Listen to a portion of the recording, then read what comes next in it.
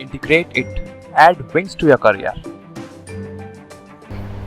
Hello everyone, welcome to our channel integrated. चलिए हम continue करते हैं। 2011 का पेपर का सॉल्यूशन कर रहे थे, 27 हो गया, 28 करते हैं। करने से पहले मैं बता दूं आपको कि आपको जो प्रीवियस ईयर के क्वेश्चन है उस पर बहुत ज़्यादा आपको फोकस रखना है, और सिर्फ एसएससी के लिए नहीं है, ये जितने भी जेई के लेवल के या ए लेवल के जितने भी एग्जाम हैं सबके लिए यही है। क्योंकि जो एसएससी जेई जो है वो सबसे ज़्यादा बार एग्जाम हुआ ना, तो वो सबसे ज़्यादा पुराने वाले क्वेश्चन अपन को, जो प्रीवियस ईयर के क्वेश्चन सबसे ज़्यादा अपने पास वही है प्रैक्टिस करने के लिए। तो ये राजस्थान जेई के लिए ही बढ़िया है ना। ऐसे मत सोच के चलो कि अपन वैसे ही सब लोग तैयारी कर रहे होंगे, आप लोग है ना दोनों की, तो कंबाइंडली देखो, आपको इसको ऐसे अलग से देखने की जरूरत नहीं कि एसएससी जेई के लिए। तो चलो question number 28। A material is called ductile if it, ductile material कहलाता है कोई, जब क्या कंडीशन है, इसने ऑप्शन दिए हुए हैं। पहला ऑप्शन है has a little plastic elongation range, long plastic elongation range. जो तीसरा है वो दिया could be hammered into a very thin sheet, और थिन शीट। और जो लास्ट वाला जो ऑप्शन है वो है शोज लार्ज इलास्टिक स्ट्रेन। देखो जो तीसरा जो ऑप्शन है ना, could be hammered into a very thin sheet, है ना, वो किस पे होता है, ये कौन सी प्रॉपर्टी होती है, ये होती है मालेबिलिटी, है ना। एग्जांपल जैसे कि गोल्ड, ये नहीं है, डक्टाइल प्रॉपर्टी नहीं है मटेरियल की। अपने सोम में अपन पढ़ते हैं डक्टाइल, है ना, इलास्टिसिटी, प्लास्टिसिटी, बहुत सारे इनमें से प्रॉपर्टीज में एक आता अपना ये मालेबिलिटी भी आता है। तो ये जो सी ऑप्शन था वो तो कट गया अपन को, मैंने एक्स्ट्रा से बता दिया आपको। तो क्वेश्चन नंबर 28 जो सी ऑप्शन है ना, जो थिन शीट बना रहे हैं, है ना, शीट बनाने वाला है, वो जो है शीट बनाने वाली प्रक्रिया जो है वो होती है मालेबिलिटी में। और गोल्ड सबसे मालेबल मेटेरियल कौन सा है, गोल्ड, एयू, ठीक है। तो आपको ये मैंने अलग से एक जानकारी दी है। अब देखो डक्टाइल मटेरियल के लिए आपको याद है, सबसे बड़ा डक्टाइल मटेरियल अपन सब पढ़ते हैं, क्या पढ़ते हैं अपन, माइल्ड स्टील पढ़ते हैं ना। तो आपको मैं समझा रहा हूं याद करने के लिए, आपको याद करने के लिए ना बता दूंगा क्या याद करना है, सीधे सीधे याद करो, आंसर तो सीधे याद करना है। ऐसे ही होता है, कुछ यही तो होता है इसका, स्ट्रेस वर्सेस स्ट्रेन कर्व, है ना, कुछ ऐसे ही होता है। अब तो ये बताओ मुझे, ये कहीं प्रोपोर्शनल लिमिट होगी, यहाँ पे इलास्टिक लिमिट आ जाएगी पूरी, और ऐसे ये सारे चीजें है ना, अपर लिमिट, ये अपर वाला लिमिट वाला, लोअर, ये सारी चीजें आ गई, पूरी चीजें मैं बता नहीं रहा हूँ, है ना। तो देखो इसमें क्या होता है, यहाँ पे इलास्टिक यहीं पे खत्म हो जाता है, तो उसके बाद में जो है ना, ये प्रोपोर्शनल लिमिट है, ये इलास्टिक लिमिट है, इलास्टिक। बाकी का जो भी स्ट्रेन आया है वो क्या है, वो है प्लास्टिक स्ट्रेन है, प्लास्टिक स्ट्रेन है ना। तो जो प्लास्टिक रेंज है इसमें क्या है, ये प्लास्टिक रेंज है, वो माइल्ड स्टील के केस में पढ़ रहे हैं ना अपन, माइल्ड स्टील, वो रेंज बहुत बड़ी होती है। और अपना सबसे बड़ा जो एग्जांपल है वो डक्टाइल मटेरियल का यही है। तो आपको याद नहीं रहे तो ये सोच के देख लेना कि इसमें जो प्लास्टिक रेंज बहुत ज्यादा होती है, तो वो किसमें होती है, माइल्ड स्टील में। वो जबकि माइल्ड स्टील अपन को याद है, डक्टाइल मटेरियल तो आपको याद है ना। और जबकि जो कास्ट आयरन है वो क्या होता है, कास्ट आयरन होता है ब्रिटल मटेरियल, होता है ब्रिटल, ये तो आपको याद ही ना, कास्ट आयरन ब्रिटल, और जो माइल्ड स्टील है वो डक्टाइल। तो ये आपको कर्व याद है, उससे आपको प्लास्टिक रेंज याद हो, ये होगी प्लास्टिक रेंज उसकी बड़ी होती है। आंसर हो गया अपना बी, आंसर हो गया B, has long plastic range, ठीक है, लॉन्ग प्लास्टिक एलोंगेशन रेंज, ठीक है। मैंने आपको याद करने के हिसाब से बताया है तो आपको, लेकिन ये तो पूरी जो उसकी डेफिनेशन है वहीं से आया है, डक्टिलिटी जो बताया होगा सर ने आपको, वहां पे आता है। देखो नेक्स्ट क्वेश्चन है, क्वेश्चन है the moment of inertia of a cross section about axis. ये देखो जस्ट अपने लास्ट वीडियो में मैंने बताया था आपको, है ना, ये क्वेश्चन लास्ट वीडियो में लास्ट क्वेश्चन था इसी पे ही। तो आपको क्या करना है, जो एक्सिस कटेगी, जिस डायमेंशन को काट रही है उसका क्यूब कर दो, तो बी डी क्यूब, डी का क्यूब आ जाएगा, है ना, डिवाइड बाई 12। आपको बी डी क्यूब अपॉन 12 तो आंसर होना है, बी और डी में से एक आना है, और क्यूब किसका होगा, जो डायमेंशन कटेगी, है ना। Question number 29। मैं फिर से आपको, अगर कुछ लोगों ने जिन्होंने वीडियो नहीं देखा है तो देखो, जो भी ये डायमेंशन कटेगी वो आ जाएगी, ये बी दे रखा है, ये डी दे रखा है, ये एक्सिस दे रखी है, तो फॉर्मूला क्या हो जाएगा, b, ये डायमेंशन ये कट रही है इस एक्सिस से, तो इसका क्यूब डिवाइड बाई 12, आंसर हो गया अपना b, d cube upon 12, answer हो गया अपना b। चलो next question 30, question number 30, Poisson's ratio defined as, ये तो डेफिनेशन है, आसान सा क्वेश्चन है, सो में इससे अच्छा आसान क्वेश्चन नहीं हो सकता स्ट्रेंथ ऑफ मटेरियल का।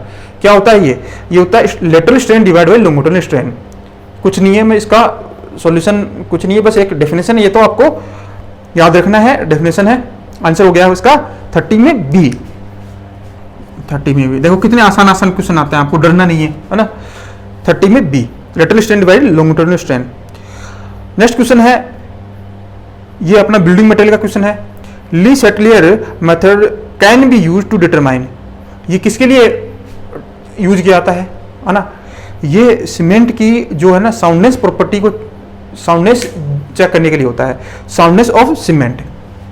देखो ये पहले तो देखो ली सेटलियर याद रख लो, एक तो इसको आंसर तो देखो आपने 31 में याद रखना है, थ्योरी का क्वेश्चन तो याद ही करना है, उसमें कुछ समझना नहीं है, लेकिन थोड़ा सा इसके पीछे की थ्योरी आपको थोड़ा सा और पता चल जाए तो और क्वेश्चन बने, और थोड़ा सा पीछे की स्टोरी तो याद करने में आसान हो जाए। क्वेश्चन नंबर 31, जो ली सेटलियर जो है वो किसके लिए आता है, soundness of cement, soundness of cement को चेक करने के लिए होता है। ठीक है, ये तो आपने याद कर लिया, आंसर हो गया अपना सी, आंसर हो गया अपना सी। ठीक है, पहले देखो लाइम, सल्फर, लाइम, सल्फर और एक ये होता अपना मैग्नीशियम, ये जो ना मैग्नीशियम,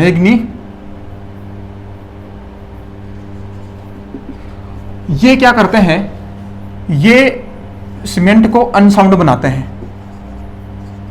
तो एक क्वेश्चन बने कि सीमेंट को अनसाउंड क्या क्या बनाते, कौन कौन से मेटेरियल बनाते हैं, तो ऑप्शन में दिया हो तो ये आता है लाइम, सल्फर, मैग्नीशियम। अनसाउंड कैसे बनाते हैं, क्या करते हैं, इसकी वजह से वॉल्यूम में ह्यूज चेंजेस आता है, इनकी वजह से वॉल्यूम में ये सल्फर अटैक कर देता है, लाइम में स्लेकिंग ऑफ लाइम हो जाती है, इनकी वजह से जो ना वॉल्यूम में चेंज आता है ना, वॉल्यूम चेंज होता है। वॉल्यूम चेंज का मतलब वॉल्यूम इंक्रीज होता है, नॉर्मली अपन देखें तो वॉल्यूम चेंज होगा ज्यादा होगा वॉल्यूम, तो क्या हो जाएंगे, फिर कुछ के टाइम के बाद क्या होगा, श्रिंकेज होगा, तो उससे क्रैक्स आ जाएंगे, और जो क्रैक्स आने की वजह से वो क्या बन जाएगी, अनसाउंड बन जाएगी। तो ये लाइम, सल्फर, मैग्नीशियम इनकी वजह से है। ठीक है, अलग अलग हैं, किन किन की वजह से आता है, इनका अलग अलग प्रोसेस होता है पूरा, लेकिन जनरली क्या आता है उनमें, वॉल्यूम चेंज होता है सब में। ठीक है, तो आंसर हो गया अपना ये आंसर। अगर ऐसा क्वेश्चन पूछे कि अनसाउंड किसकी वजह से है, तो तीनों ऑप्शन इसमें आने चाहिए। लेकिन जो अपना एक क्वेश्चन और आता है इसमें कि ली सेटलियर जो है वो तीनों में से कौन से के लिए यूज होता है, वो होता है लाइम से। तो आप क्या करना है, एल से एल मिला कर दो। ठीक है, एल से एल मिला दो, ये याद रखना है। लाइम जो ली सेटलियर जो है वो लाइम के लिए यूज होता है। तो दूसरा 3 क्वेश्चन बन गए, एक तो ली सेटलियर जो अपना क्वेश्चन है किसके लिए, साउंडनेस ऑफ सीमेंट। 3 जो है ये मटेरियल ये क्या करते हैं, सीमेंट को अनसाउंड बनाते हैं। और वो जो ली सेटलियर जो है ना अपरेटस, वो किसके लिए यूज होता है, वो लाइम के लिए यूज होता है, इन दोनों के लिए यूज नहीं होता। ये मैग्नीशियम और सल्फर, ये सल्फर जो है वो ऑटोक्लेव और सारी मेथड है, वो जब भी क्वेश्चन आएगा उसके बारे में मैं बता दूंगा। आपको याद कैसे रखना, एल से एल मिला दे, एल लाइम, एल फॉर सेटलियर, सिर्फ याद करने का फंडा है। तो चलो नेक्स्ट क्वेश्चन अपना, question number 32। Question number 32, grading of aggregate in concrete mix is necessary to achieve. Concrete में जो एग्रीगेट यूज करते हैं है ना, कोर्स एग्रीगेट जो या फिर एग्रीगेट जो बोले, उसको ग्रेडिंग की, उसकी ग्रेडिंग की जाती है। क्यों की जाती है, रीजन क्या है उसका रीजन है अपन जो वर्ड्स होंगे ना, उसमें वर्ड्स को अपना पर्पज होता है वर्ड्स को रिड्यूस करने का, है ना। तो आंसर होगा इसमें 32 में रिडक्शन ऑफ वर्ड्स, 32 में सी। अपन ग्रेडिंग इसलिए करेंगे कि रिडक्शन ऑफ वर्ड्स हो। ठीक है, इसमें देखो 3 ऑप्शन और ऐसे हैं जो ऐसे लग रहे हैं कि आंसर सही कह रहा है ना, लेकिन देखो अपना पर्पज जो होता है ना, पर्पज वो होता है रिडक्शन ऑफ वर्ड्स, और बाकी के जो 3 ऑप्शन दिए रखना, तो जो रिडक्शन ऑफ वर्ड्स होते ही इस सारे इसके कॉन्सिक्वेंसेज हैं, अपने आप ही चीजें हो जाती हैं। रिडक्शन ऑफ वर्ड्स क्या हो जाएंगे तो क्या हो, इसकी क्या हो जाएगा, ड्यूरेबिलिटी अच्छी हो जाएगी, डेंसिटी जो है वो वोल्ट्स हटेंगे तो क्या डेंसिटी अच्छी होगी ना, बढ़ जाएगी, और एक वर्केबिलिटी भी अच्छी हो जाएगी। तो बाकी के जो 3 चीज बचे हैं ना, 3 ऑप्शन दिए हुए हैं, वो इसके कॉन्सिक्वेंसेज हैं रिडक्शन ऑफ वोल्ट्स होने के बाद के। तो आंसर होगा अपने से 32 में सी। सिमिलर लग रहा है कि ये भी सही करा है, ये भी सही करा है, इसलिए मैंने आपको इसको क्लेरिफाई किया है। चलो क्वेश्चन नंबर अपना 33, the purpose of concrete compaction. ये तो आपको सबको पता है, जो कॉम्पैक्शन अपन करते हैं ना वाइब्रेटर के जरिए, क्यों करते हैं बताओ, क्यों करते हैं?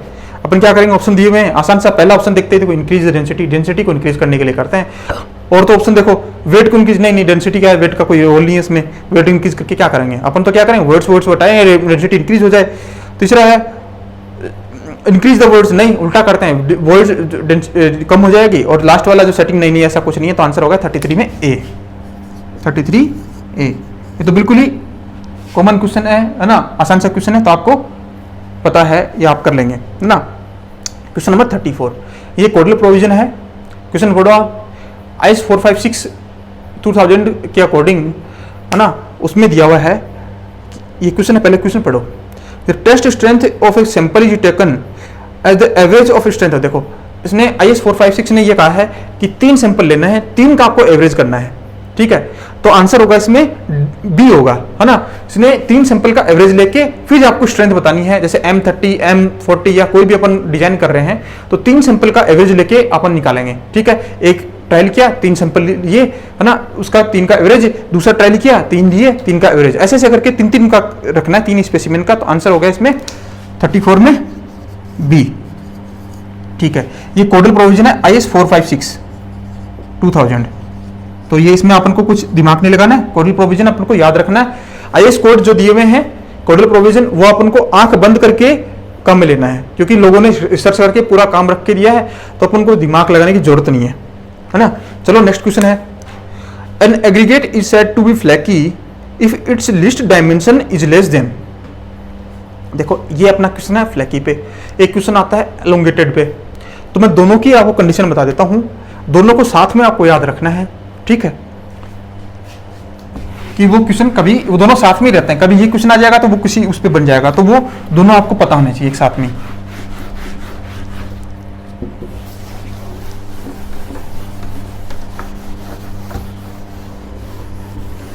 देखो क्वेश्चन नंबर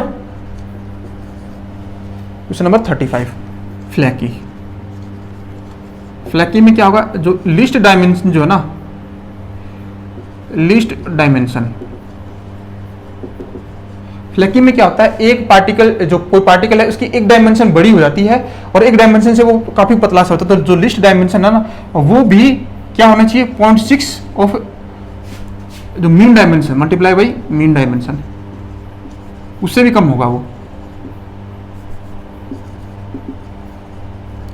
जो लिस्ट डायमेंशन है वो फ्लैकी पार्टिकल कुछ ऐसे होता है ना, ये एग्रीगेट के बारे में है, फ्लैकी एग्रीगेट है, जो कोर्स एग्रीगेट पढ़ रहे हैं ना, अपने कॉग्निट में पढ़ेंगे आप कोर्स एग्रीगेट है ना, उसमें है ये फ्लैकी एग्रीगेट है, या फिर एलोंगेटेड है, कैसा है, राउंडेड है, तो उनमें से एक आता है ये फ्लैकी का। तो उसकी एक लेंथ, एक जो डायमेंशन है वो ज्यादा हो जाती है, तो जो लिस्ट दूसरी वाली जो ना कम वाली, वो कह रहा है वो कितनी होनी चाहिए, वो 0.6 ऑफ मीन डायमेंशन से भी कम होनी चाहिए, 0.6 ऑफ मीन डायमेंशन से भी कम होनी चाहिए। तो ये कंडीशन आ गई फ्लैकी की। तो आंसर देखो अपना क्या आ गया, 3/5 वाला आ गया ना, 3/5 क्या होता है 0.6 है, तो आंसर हो गया अपना सी, ठीक है। जो एलोंगेटेड है ना, एलोंगेटेड के लिए पूछे तो वो होता है, उसमें जो डायमेंशन होती है वो 1.8 टाइम ऑफ मीन डायमेंशन, ठीक है। इसके लिए ये कंडीशन होती है। तो आपको एलोंगेटेड के लिए हो गया, ये कंक्रीट में भी पढ़ते हैं, ये जो ना हाईवे मटेरियल में भी पढ़ते हैं, तो दोनों में जगह आता है। तो ये अपना हो गया एलोंगेटेड के लिए हो गया, और ये इसका जो ना फ्लैकी के लिए होगा, दोनों के लिए कंडीशन हो गई। आपको याद रखनी है, दोनों क्वेश्चन इस पे एक पे है तो दूसरा क्वेश्चन इस पे भी आ सकता है। चलो नेक्स्ट क्वेश्चन देखो अपना, नेक्स्ट क्वेश्चन अपना, the deflection of a beam may be reduced by. आपने डिफ्लेक्शन पढ़ लिया है ना, ये क्वेश्चन आपको आना चाहिए। डिफ्लेक्शन 100 में आपने पढ़ा है, मैं आपको क्या एग्जांपल से समझाऊं, एग्जांपल से आप क्या आसान समझ में, आसानी जो है ना वो तो होती है पढ़ने में।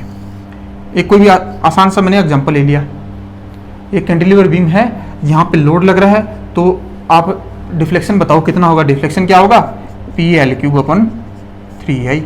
ये तो आपको फॉर्मूला याद है, मुझे विश्वास है आपको फॉर्मूला याद है, ठीक है। अब बताओ ये कह रहा है डिफ्लेक्शन, इसको मुझे कम करना है, इसको मुझे कम करना है, तो बताओ मैं क्या काम करूं, मैं क्या काम करूं। ये तो 3 तो कांस्टेंट है ना, E को बढ़ा दूं, सॉरी E को इंक्रीज कर दूं और I को इंक्रीज कर दूं। अब ऑप्शन मैच करो। पहला ऑप्शन कह रहा है increase the depth of section, आप कह रहा है डेप्थ कर दो। जो बी जो आई जो ना आई में क्या आता है, बी और डी दोनों आते हैं ना। क्रॉस सेक्शन मैंने अगर ये लिया है रेक्टेंगुलर तो इसमें बी और आई जो बी और डी दोनों आते हैं आई में, मोमेंट ऑफ इनर्शिया में। तो ये कह रहा है मैं बी को इंक्रीज कर दूं, बी को इंक्रीज करने पे आई इंक्रीज होगा तो डेल्टा कम होगा। तो पहला ऑप्शन है करेक्ट है, ए ऑप्शन करेक्ट है। दूसरा ऑप्शन कह रहा है increase the degree of restaurant, सही बात है। रेस्ट्रेंट जो ना इससे ये अपने कैंटिलीवर बीम लिया है, अगर मैं फिक्स बीम ले लूं तो और उसमें कम हो जाता है, फिक्स बीम ले लूं तो उसमें डिफ्लेक्शन की वैल्यू और कम हो जाती है। दूसरा ऑप्शन भी इसमें बी ऑप्शन भी सही है। तीसरा ऑप्शन बताओ सी बताओ increase the width of section.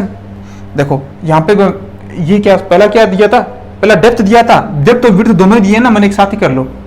Depth और विड्थ किन्हीं में एक में इंक्रीज होगी तो क्या होगा, आई इंक्रीज होगा तो ये इनर्शिया कम होगा, सॉरी ये जो डिफ्लेक्शन कम होगा। डिफ्लेक्शन कम होगा तो वही पूछा अपन से, उसको अपन को कम करना है, तो ये भी सही है। तो तीनों में से कोई भी कर लो, आंसर हो जाएगा अपना D, all of the above. तो या तो अलग अलग कर लो या फिर सारे सारे एक साथ लगा लो, तो आंसर आ गया इसमें अपना आ गया डी, ठीक है। मैंने एग्जांपल लेके आपको समझाया है। अब आगे से आपको इतना करने की जरूरत नहीं है, आपको पता चल जाएगा क्योंकि आई है ये अगले नेक्स्ट क्वेश्चन है, ये भी हो सकता है ना। इसमें ऑप्शन इसने रखा नहीं है, ई का भी रखे है ना। इलास्टिक मॉडुलस ऑफ इलास्टिसिटी, जो मॉडुलस ऑफ इलास्टिसिटी है उसको भी इंक्रीज कर दे। मेटेरियल की मतलब कि मेटेरियल की क्वालिटी इंक्रीज कर दी तो क्या होगा, अपने आप आपको मतलब सोचने की क्या जरूरत है, या ये होता ही है। क्वालिटी अच्छी होगी तो उसमें डिफ्लेक्शन देखने को कम मिलेगा ही।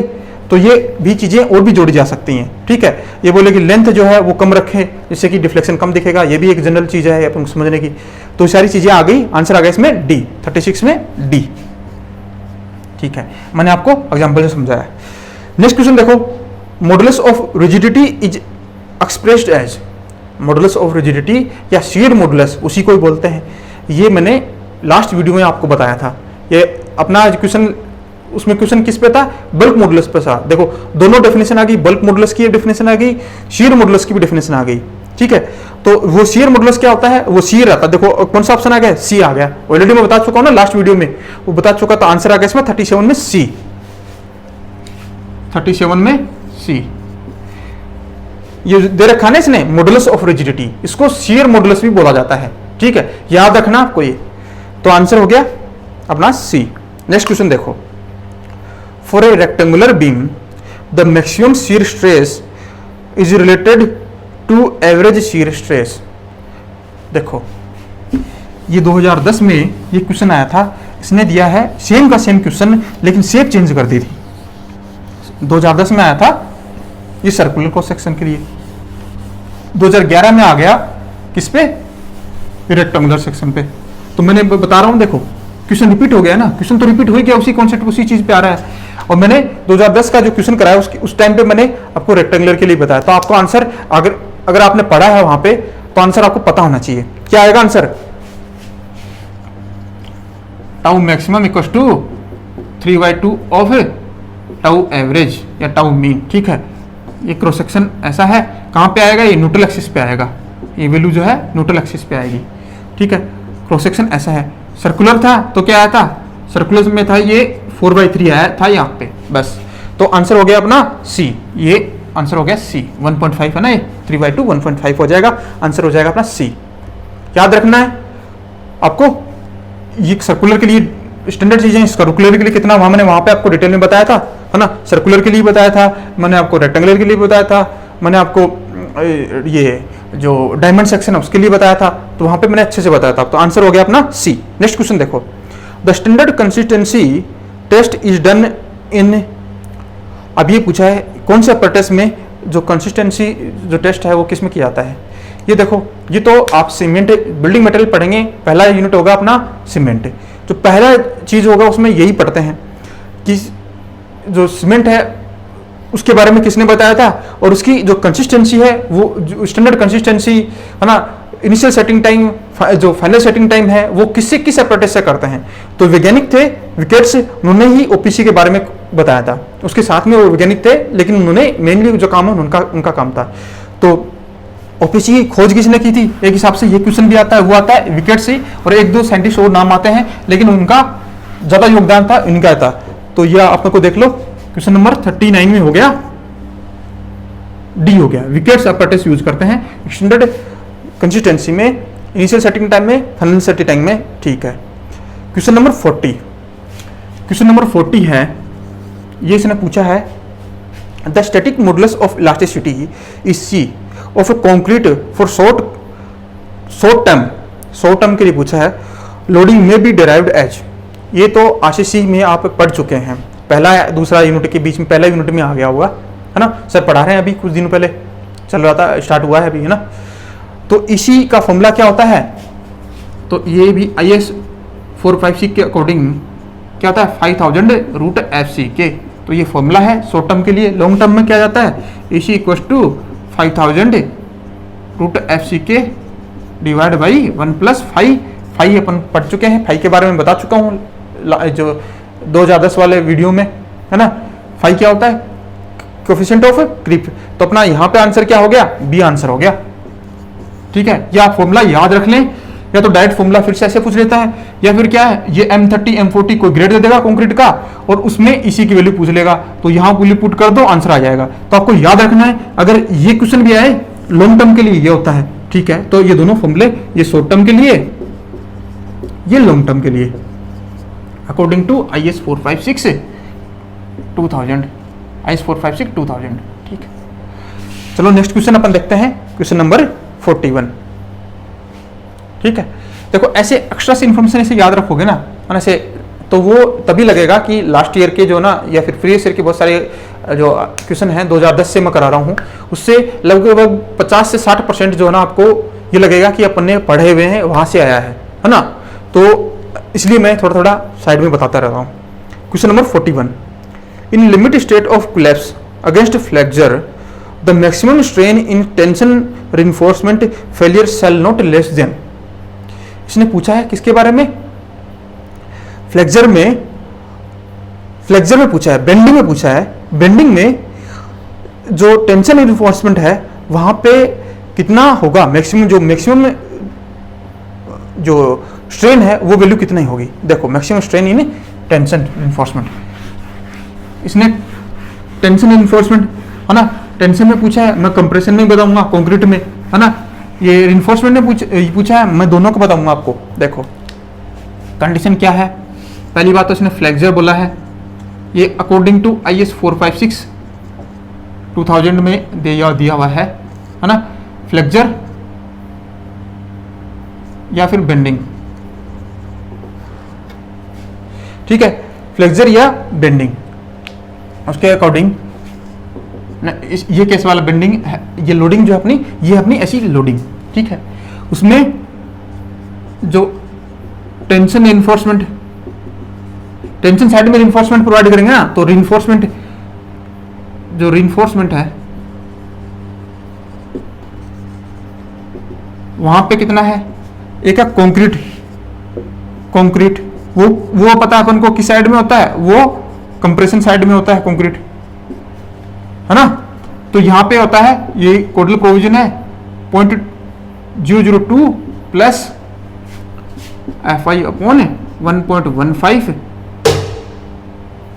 ये दिया हुआ इसने FI/ES, ठीक है। और जो कंप्रेशन साइड में होता है वहां होता है 0.0035, और इसी को मैं ऐसे भी लिख सकता हूं 0.0035 प्लस इसको मैं डिवाइड करके यहाँ लिख दूं, तो कई जगह ये भी लिखा ऑप्शन में, तो आपको घबराना नहीं है, बस देखना है, चेक करना है। दोनों डेटा आपको याद रखना है। पहले तो देखो ये चेक करना है लोडिंग क्या दी हुई है, इसने फ्लेक्चर दिया हुआ है, ये अगर एक्सियल लोडिंग दी हो तो अलग हो जाएगा केस, है ना, तब तो आपको दिमाग नहीं लगाना ये पूरा। ये लोडिंग दी हुई है बेंडिंग की, टेंशन इन्फोर्समेंट है, वहां पे स्ट्रेन कितना होगा, ये होगा मैक्सिमम स्ट्रेन की बात है, ये मैक्सिमम स्ट्रेन है ना, मैक्सिमम स्ट्रेन वो कितना जाएगा, इससे ज़्यादा नहीं जाना है, 0.002 plus F I upon 1.15 upon ES, और जो कंप्रेशन की साइड है वो आएगा 0.0035।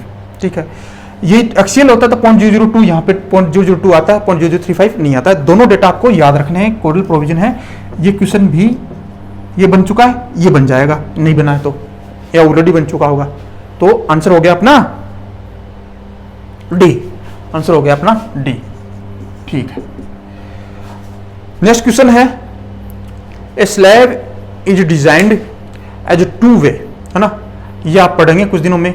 टू वे और वन वे स्लैब के लिए कुछ कंडीशन होती हैं, है ना, क्वेश्चन आप पढ़ लो। उसमें होता है longer span divide by shorter span का रेशियो पे डिपेंड करता है, टू वे होगी या वन वे होगी। तो कंडीशन है कुछ, ये क्वेश्चन जो है, ये क्वेश्चन हुआ था अपना बोनस, क्योंकि इसमें गलती ही थी, है ना। तो गलती क्या है उससे वो बताने के लिए मैं आपको बताता हूं। तो पहले ये देख लो, पहले टू वे स्लैब या वन वे स्लैब क्या होती है। आपको कंडीशन याद रखनी है, जब भी क्वेश्चन बने तो आपको याद होना चाहिए ये चीज। क्वेश्चन नंबर 42 देखो, टू वे स्लैब, इसमें क्या होता है, longer span divide by shorter span, वो क्या होना चाहिए, वो लेस देन 2 होना चाहिए। ये जो है वन वे स्लैब जो है ना, वो जस्ट अपोजिट होती है इससे। ये कंडीशन है, वन वे स्लैब कब कहलाएगी और उसकी, और जो टू वे स्लैब कब, उसको कब कहेंगे अपन। तो ये लॉन्गर स्पान, ये जस्ट इससे span divide by shorter span, ये ग्रेटर देन 2 हो। ठीक है, तो ये आपको याद रखना है। देखो इसे क्वेश्चन, अब आप क्वेश्चन पढ़ो, अब देख के आपको पता चल जाएगा, है ना, ये बोनस क्यों हुआ था।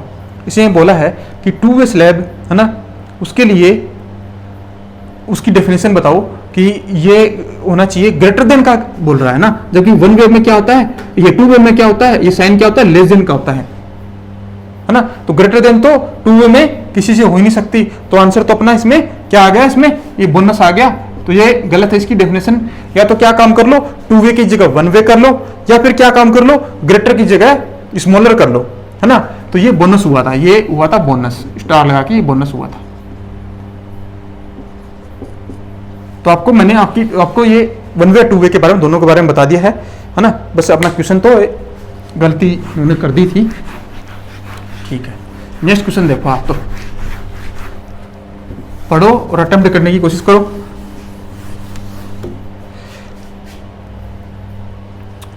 ये फिर से आपको याद रखने का ही है ना।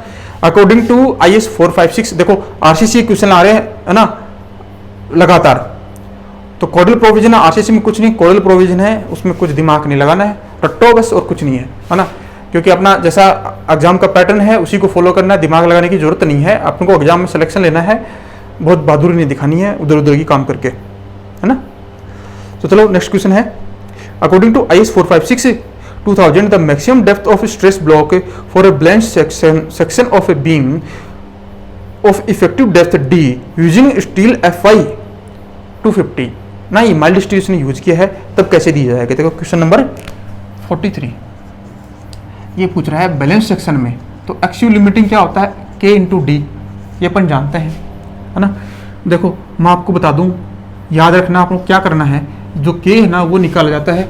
फॉर्मूला तो देखो ये होता है, अगर आपको ऐसा लग रहा है कि मैं फॉर्मूले से निकालूंगा, तब तो क्या करो, ग्रेड दी होगी कंक्रीट की, है ना, FI 250 दिया हो ना, सॉरी ग्रेड दी होगी स्टील की, है ना, जो भी दिया, माइल्ड स्टील दिया, SYST बार दिया, कौन सा दिया हुआ है, वैल्यू दी होगी इसकी FI की, सिर्फ 250 दिया हुआ है, यहाँ पुट करो और आंसर निकालो, यहाँ K की वैल्यू, वही अपना आंसर आ जाएगा वहाँ पे। और लेकिन मैं क्या कहूँगा आपको याद रखना है ये चीज़, एक्सियल लिमिटिंग, ये है एक्सियल लिमिटिंग, ये FI उल्टा कर दिया ना मैंने, ये FI है और ये एक्सियल लिमिटिंग है। 250.538 D, 415 500, ये HYSD बार है दोनों, है ना, तो इसमें क्या होता है S Y S D bar, इसमें क्या होता है, इसमें आता है वैल्यू 0.46D, 0.48D, 0.46D। ये आपको डेटा याद रखना है, कुछ नहीं है। निकल के कहाँ से आता है, यहाँ पे वैल्यू पुट कर दो, लेकिन आप डेटा याद ही रटना ही है, आपको कुछ नहीं करना है, ठीक है। ये क्वेश्चन इसने FI 250 पूछ लिया, क्या पता अगली बार 415 पूछ ले, अगली बार 500 ही पूछ ले, तो आपको सारे के याद रखना है। और आपको याद क्या रखना है, FI के लिए, इसके लिए ना 250 के लिए होता है 0.53, है ना, 0.53। फिर क्या होगा देखो, FI की वैल्यू यूनिवर्सली प्रोपोर्शनल है, तो ज़्यादा जैसे जैसे सब वैल्यू बढ़ाएंगे ना, FI की वैल्यू कम होती जाएगी, तो 0.53, 0.48, 0.46, है ना। तो 250, 415, 500 याद रटने का तरीका बता रहा हूँ। तो कम होते जाए, ये वैल्यू इधर में बढ़ती जाएगी तो इसमें इधर कम होती जाएगी, 0.53, 0.48, 0.46। ऐसे ही मैंने याद किया, आप भी ऐसे ही याद करो। तो आंसर हो गया अपना, इसके लिए पूछा है तो ये आ गया, आंसर आ गया बी। चलिए नेक्स्ट क्वेश्चन देखो। If phi is a diameter of a bar in tension, है ना, a standard hook is equivalent to anchorage value of straight length given है। देखो इसने क्या है, ये भी कोडल प्रोविजन है। पहली बात तो इसने बोला है टेंशन में बार जो है वो किस में है, टेंशन में है। दूसरी बात बोली है स्टैंडर्ड हुक है ना, स्टैंडर्ड हुक है, और एनकरेज वैल्यू अपन से पूछी है। देखो स्टैंडर्ड हुक के केस में ये भी आपको कोडल प्रोविजन याद करना है। एक दो इंफॉर्मेशन एक्स्ट्रा और बता रहा हूं, नेक्स्ट टाइम उस पर क्वेश्चन बन गया होगा या बन जाएगा। क्वेश्चन नंबर 44 बन भी चुका है एक दो पे। तो देखो टेंशन के केस से पहला कंप्रेशन का भी देखेंगे। टेंशन में है जो एनकरेज वैल्यू की है ना, ये क्वेश्चन एनकरेज वैल्यू तो पूछ रहा अपन से। पहला स्टैंडर्ड हुक, उसके लिए कोडल प्रोविजन है। ये किस में दिया हुआ है, ये दिया हुआ है IS 456 में। कहाँ दिया हुआ है ये देख लो आप, IS 456 में ये दिया हुआ है ये दिया हुआ है 26.2.2.2 में 1 एंड 26.2.2.2 यहाँ दिया हुआ है। यहाँ टेंशन में दिया हुआ है, यहाँ कंप्रेशन में दिया हुआ है, ठीक है। देखो स्टैंडर्ड हुक हो तो उसके लिए होता है 16.5। कोडल प्रोविजन है तो याद ही रखना पड़ेगा। क्वेश्चन अपन से पूछा है 16.5, आंसर हो गया 44 में सी। टेंशन एनकरेज वैल्यू पूछिए स्टैंडर्ड हुक के केस में, तो आंसर हो गया 16.5। अगर 90 डिग्री की स्टैंडर्ड हुक की जगह 90 डिग्री पूछे तो यह आ जाएगा 8.5। वही 45 डिग्री पूछे तो वो आ जाएगा 4.5, है ना। तो वो लैंग्वेज का ही डिफरेंस है, लेकिन बात यही है, तो ये आपको याद रखना है, ठीक है। तो standard hook 16.5, 90 degree each, 90 degree तो कितना 8.5 और 45 ईच पे होती है, ये आ जाएगा 4.5। तो आपको याद रखना है ये, ठीक है। स्टैंडर्ड हुक क्या है 360 डिग्री पे वापस से घूम जाता है, तो वो चीज़ें इसलिए ये आपको ध्यान रखना है। अब आता है कंप्रेशन का केस। लैंग्वेज का फर्क है बस, और कुछ नहीं है। कंप्रेशन का केस है, वहां पे इंक्रीज वैल्यू क्या प्रोवाइड करते हैं, वो दिया हुआ है इस वाले प्रोविजन में, ठीक है। दिया हुआ है ये होता है LD, डेवलपमेंट लेंथ प्रोवाइड करता है। ये फिर से आ गया ना बार बार घूम के, ये जब भी आएगा क्वेश्चन डेवलपमेंट लेंथ का तब मैं इसके बारे में बताऊंगा डेवलपमेंट लेंथ क्या होती है। अब तक के लिए आप ये क्या करो, कोडल प्रोविजन याद करो। तो अपना आंसर हो गया सी। बाकी की चीजें आपको याद रखनी है, ये क्वेश्चन आ चुका है ना, छोड़ना नहीं है आपको ऐसी चीजें। चलिए नेक्स्ट क्वेश्चन होगा अपना question number 45। The HYSD reinforcement in RC slab shall not be less than। देखो ये कह रहा है जो अपने पास रिइंफोर्स कंक्रीट स्लैब जो है उसमें अगर बार अपन HYSD बार यूज करें तो रिइंफोर्समेंट मिनिमम रिइंफोर्समेंट कितना प्रोवाइड करेंगे। तो क्वेश्चन है मिनिमम रिइंफोर्समेंट जो स्लैब में प्रोवाइड करेंगे, और बार कौन सा है, HYSD है ना। तो इसमें देखो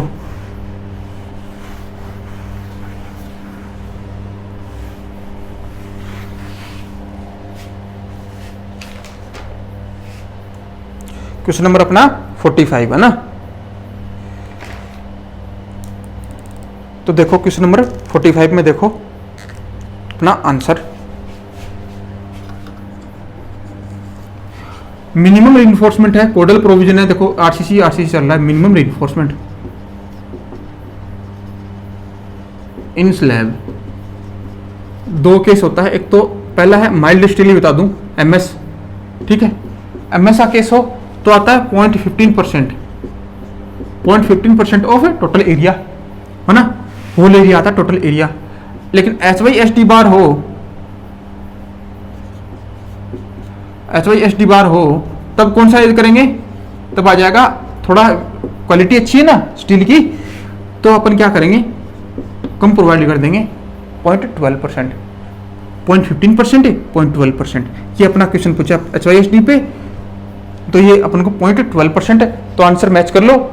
इसमें देखो 12% ए और बी दोनों में लिख रखा है ना, 0.12 B into D divide by 100 percentage में इसने उसको, परसेंटेज को इसने पूरे एरिया का, तो total of total area, total area of total area,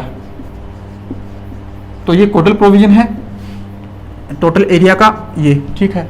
तो अब देखो ए और बी में कौन सा आएगा, तो टोटल एरिया देखो पहले में क्या रखा है, इफेक्टिव डेप्थ रखी है, दूसरे में क्या लिख रहा है, कैपिटल डी ओवरऑल डेप्थ रखी है, टोटल एरिया में क्या होना चाहिए, ओवरऑल डेप्थ होना चाहिए, तो आंसर आएगा अपना बी।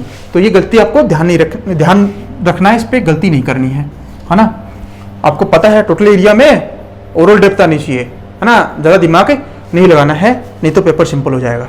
देखो चलो नेक्स्ट क्वेश्चन, है ना, ये आपको इसके लिए भी याद रखना है। इसमें क्या हो जाएगा 0.15, सेम की जगह 0.12 की जगह 0.15 आ जाएगा, यहाँ पे और कुछ नहीं है, ये क्वेश्चन भी आ सकता है। चलो नेक्स्ट क्वेश्चन अपना, नेक्स्ट क्वेश्चन है the maximum allowable slenderness ratio for actually loaded member carrying tension only is. ये पूछ रहा है स्लेंडरनेस रेशियो की वैल्यू पूछ रहा है ना, और वो मैक्सिमम वैल्यू पूछ रहा है। ये लोड कौन सा, सिर्फ और सिर्फ टेंशन है ना। पहला तो बताओ, सिर्फ टेंशन मेंबर हो तो उसको क्या बोलेंगे, टाई बोलेंगे, है ना।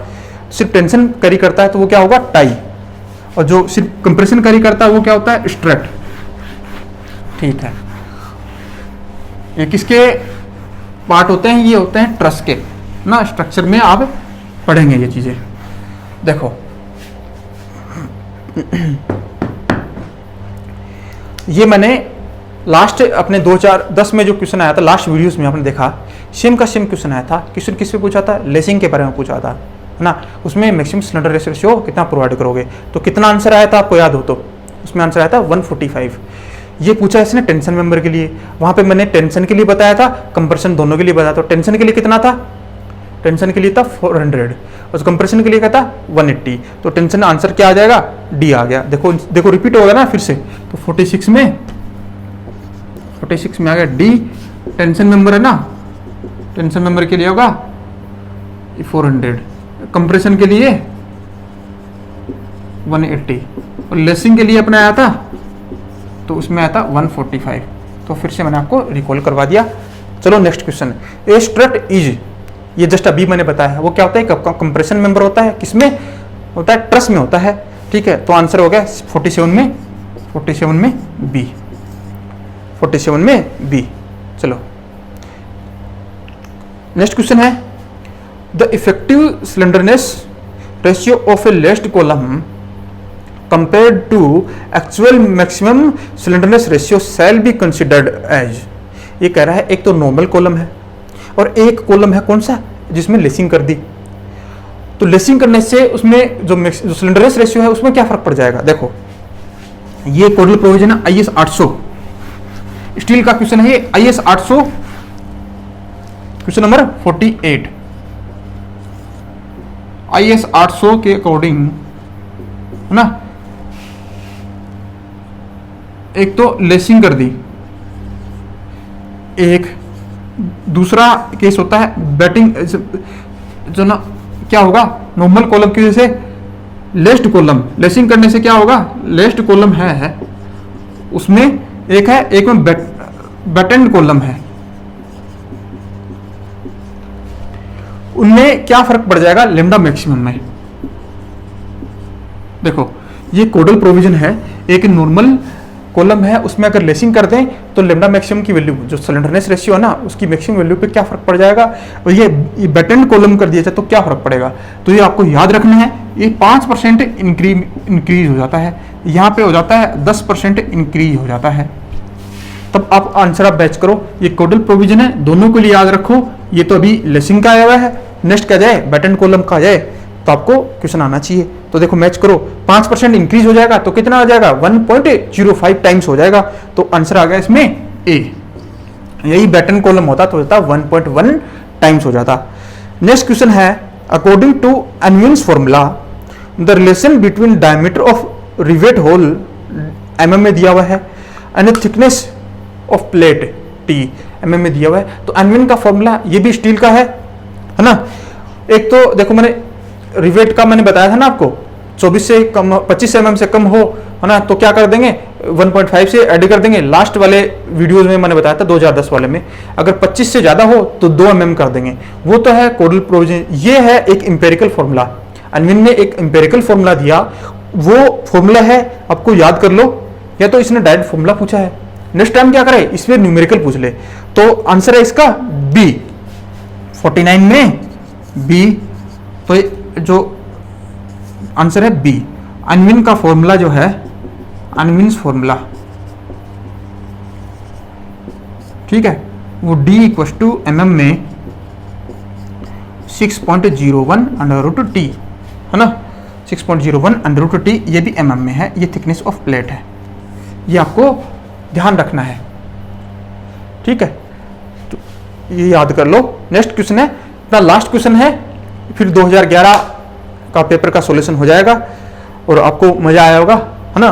तो देखो लास्ट क्वेश्चन है, the lacing bars in steel column should be designed to resist. जो लेसिंग बार जो मैंने आपको ये भी बताया था ना, लेमडा मैक्सिमम कितना 145, उसके लिए पूछ रहा है। कोडल प्रोविजन है ये भी कि कितना प्रतिशत वो लोड लेगा, कितना परसेंटेज लोड लेता है कॉलम का। जो देखो कॉलम ऐसे लगा होगा, 2 कॉलम लगे होंगे, उनके बीच में लेसिंग की जाती है। तो जो लेसिंग की होगी हो ना, तो ये जो कंप्रेसिव लोड आ रहा है उस लोड का इसमें कितना परसेंट जाएगा ये पूछ रहा है। तो ये कोडल प्रोविजन है, इसका आंसर आता है 2.5% ऑफ कॉलम लोड, है ना। ये बिल्टअप मेंबर जो बनाते हैं, बिल्टअप कॉलम बनाते हैं, उसमें आता है ऐसा। तो ये देखो मैं थोड़ा सा इसको ठीक से दिखा दूं आपको, ताकि मैं अगर ऐसी पिक्चर बना देता ना तो क्या होता है आपको फिर याद करने में आसानी होती है। उस टाइम पे याद आता है कि ये हाँ लेसिंग जो ना कॉलम के बीच में दी थी, ये लेसिंग बार यूज किए थे, तो ये ऐसे था। ये कॉलम है, एक सेक्शन है इसका, ये हो सकता है ना, आई सेक्शन भी ये इसका हो सकता है, ये चैनल सेक्शन है, ये चैनल सेक्शन भी हो सकता है। बिल्ट मेंबर बनाते हैं तो इसमें ऐसे प्रोवाइड करते हैं लेसिंग, है ना, लेसिंग ऐसे प्रोवाइड करते जाते हैं। तो ये लेसिंग है और ये चैनल सेक्शन ऐसे हैं। तो इसके लिए ये कंप्रेसिव लोड आ रहा होगा ना, उस कंप्रेसिव लोड का, जैसे ये लोड आ गया W, तो इसमें मल दिया मैंने F लेसिंग में, तो जो F होगा ना वो होगा 2.5% ऑफ W। तो कोडल प्रोविजन है, आपको याद रखना है। तो आंसर हो गया इसमें C, ठीक है। तो चलो ये अपना हो गया 2011 पेपर का सॉल्यूशन पूरा। Thank you. Thank you for watching the video. Please like, share and subscribe the channel Integrated.